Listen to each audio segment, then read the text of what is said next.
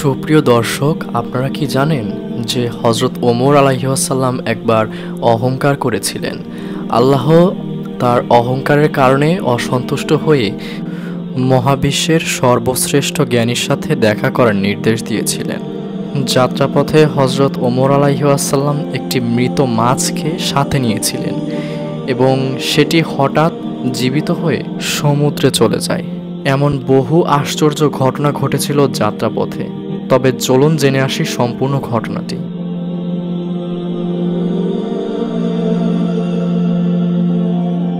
একদিন মুসা আলাইহিসসালাম বনি ইসরাইলের এক সভায় ভাষণ দিচ্ছিলেন। এক ব্যক্তি প্রশ্ন করলেন, মানুষের মধ্যে সবচাইতে বেশি জ্ঞানী কে? মুসা আলাইহিসসালাম বললেন, আমি সবার চাইতে বেশি জ্ঞানী। এই উত্তরের কারণ ছিল মুসা আলাইহিসসালামের জানামতে আল্লাহ তাআলা তাকেই সবচাইতে বেশি জ্ঞান দিয়েছেন। কিন্তু মহান আল্লাহ মুসা আলাইহিসসালামের এই উত্তর অপছন্দ করলেন। এখানে বিষয়টি আল্লাহর উপর ছেড়ে দেওয়াই ভালো ছিল। অর্থাৎ মুসা আলাইহিসসালামের কথা বলা উচিত ছিল যে আল্লাহ তাআলাই ভালো জানেন কে অধিক জ্ঞানী, কিন্তু তিনি তার নিজের কথা উল্লেখ করে দিয়েছিলেন। এই ঘটনার প্রেক্ষিতে মুসা আলাইহিসসালামের কাছে ওহী নাজিল হলো, দুই সমুদ্রের মধ্যবর্তী স্থানে অবস্থানকারী আমার এক বান্দা আপনার চাইতে বেশি জ্ঞানী। এ কথা শুনে মুসা আলাইহিসসালাম খিজর আলাইহিসসালামের কাছ থেকে জ্ঞান লাভের প্রার্থনা জানালেন। বললেন, হে আল্লাহ, আমাকে তার ঠিকানা বলে দিন।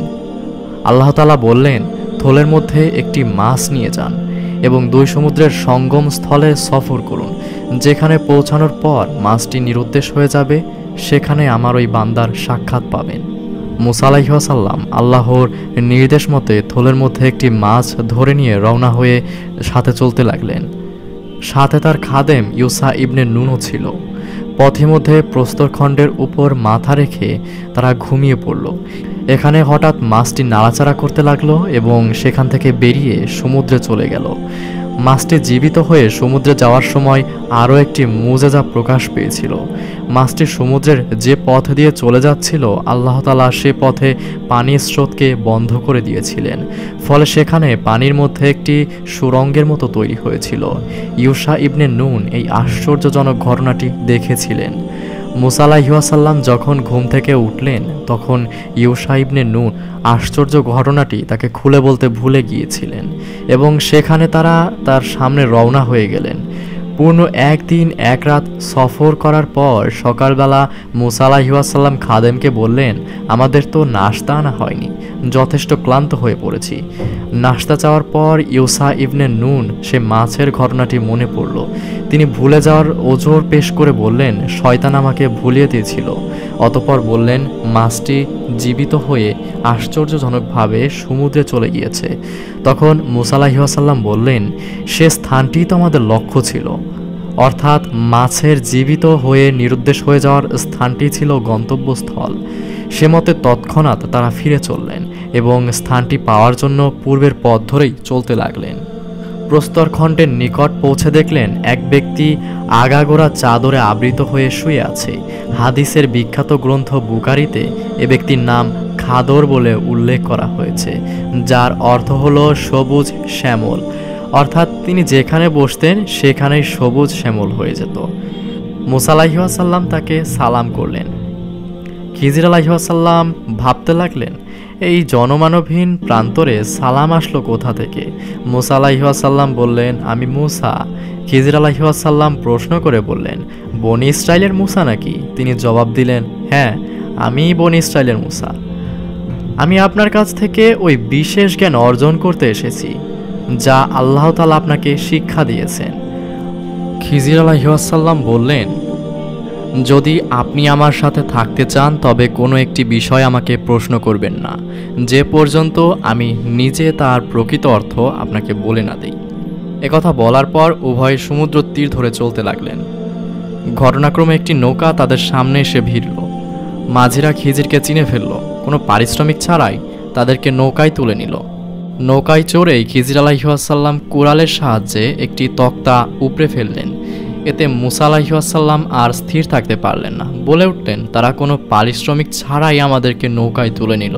আপনি কি এদের প্রতিদান হিসেবে ক্ষতি করলেন?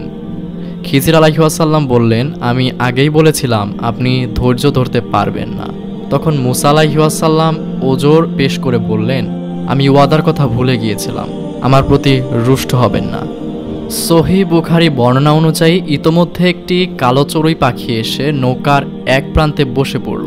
সাগর থেকে একটি চঞ্চু এক ফোঁটা পানি তুলে নিল।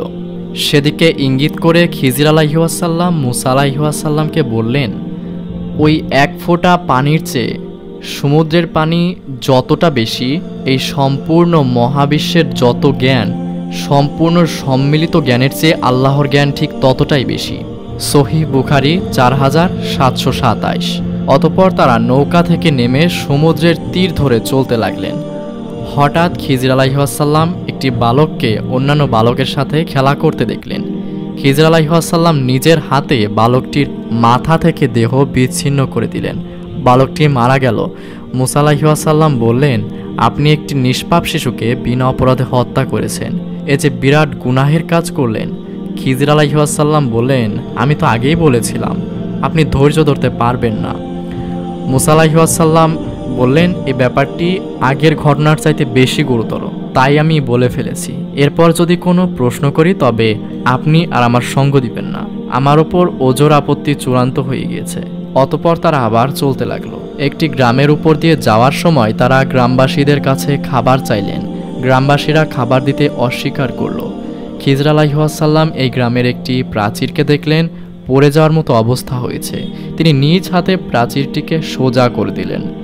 মুসা আলাইহিসসালাম বিস্মিত হয়ে বললেন, আমরা তাদের কাছে খাবার চাইলাম, কিন্তু তারা তা দিতে অস্বীকার করল। যারা আমাদের উপকার করলো তাদের আপনি ক্ষতি করলেন, যারা আমাদের কোনো উপকারই করলো না তাদের আপনি উপকার করলেন, কিন্তু কেন? খিজির আলাইহিসসালাম বললেন, অর্থাৎ এখন শর্ত পূর্ণ হয়ে গেছে, এটাই আমার ও আপনার মধ্যে বিচ্ছেদের সময়।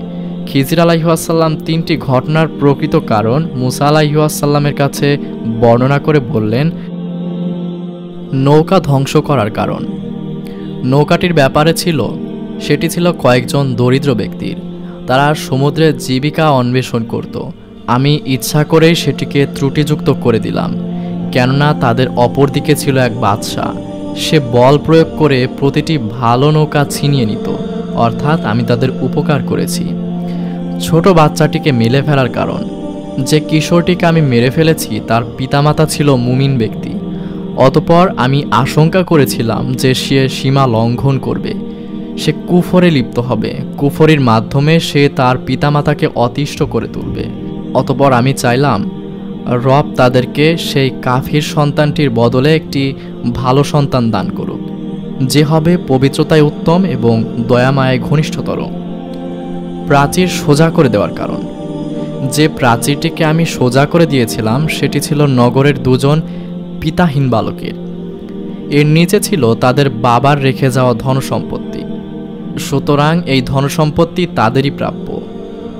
যখন তারা যৌবনে পদার্পণ করবে তখন তারা নিজেদের এই ধনসম্পত্তিকে খুঁজে নেবে। আপনি যে বিষয়ে ধৈর্য ধরতে অক্ষম হয়েছিলেন এই হলো তার ব্যাখ্যা।